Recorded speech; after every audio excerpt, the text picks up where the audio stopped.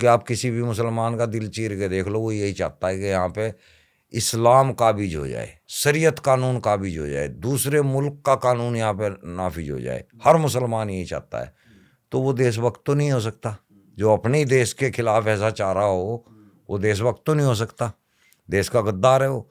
और हमें पता है कि हर मुसलमान, जैसे कि तख्ती ले लेके सड़कों पे आ रहे थे, आई लव मोहम्मद।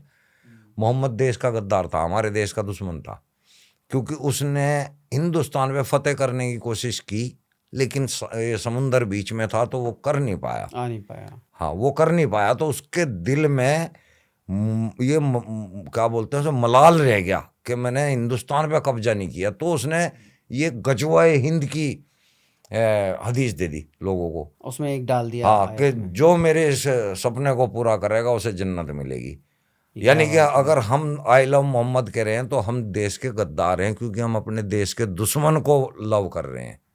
वो हमारे देश का दुश्मन था। बहुत गहरी बात कही आपने।